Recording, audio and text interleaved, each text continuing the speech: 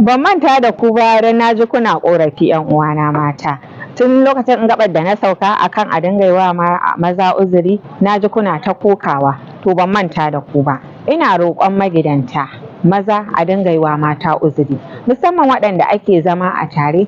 In ba ku manta ba, matan su ne suke ƙoƙarin kai komo a cikin gida, suke yin duk abin da ya kamata, ɓangaren girki, kula da yara, tarbiyyarsu, komai da ka sani dai gashi nan kun san irin nauyin da yake wuyan mace. Haka abin yake a ɓangaren kun fita nema, su ne muku addu'a Allah ya sa a samu halak, a zo a ci gaba da zamantakewa. To don haka duk inda matarka ta kuskure, iyalinka ta kuskure, kai mata uzuri, kasancewar mata muna da rauni. Akwai gaba ta biyu, dama na yi alkawari zan yi magana akan yadda za ki sarrafa naman layya. To a nan jan kunne ne, ahir kul na ja kunnenki, kar mai gida ya je ya samu saboda a samu a zo a layyan nan dai an sani sadaka ce.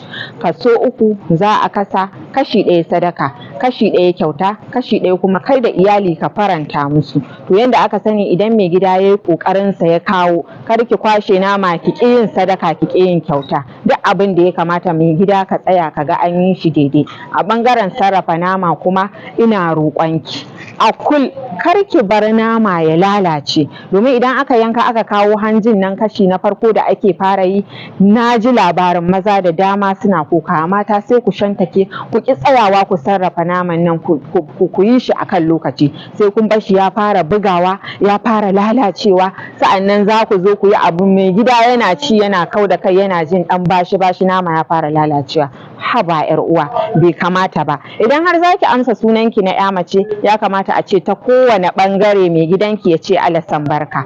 Ina fatan wannan jan kunne zai shiga kunnen ku, kuma za ku dage ku sarrafa nama yanda ya kamata, yanda idan mai gida ya ci kunnensa zai kada. Kuma a bangaren kyauta da sadaka, idan ma mai gida baya yi, a matsayinki na mata da kike bashi shawara hanyoyi managarta, ki dage ki bashi shawara. Ya kamata a kyautata wa makwabta, a basu bangaren sadaka, inda ya kamata a yi sadaka a yi, inda ya kamata a yi kyauta a yi, kar a yi wasa da wannan bangaren. Ina roƙon ku yan uwana mata. Sa'annan bangaren kayayyakin tasarifi da sarrafawa, na san tunikin wa kanki tanadi. Matan da suke da tsari daman suna da jadawali, wasu ma suna da kayayyakin aikin su da idan suka yi sallar bana ta baɗi kai, to idan ta bana ta zo kawai karkaɗewa za su yi su wanke su yi amfani da kayan su. Idan kuma ba a samu wannan damar ba, tuni kun yi tanadi, kayan ƙanshi ne, albasa ce, wuƙaƙen yanka ne da kayayyakin aiki. Ki zama mai tanadi. Idan kika yi tanadi, babu ruwanki da aro zuwa ga makwabta, ba ni wancan, daman kin tanadi naki wanda zai miki amfani.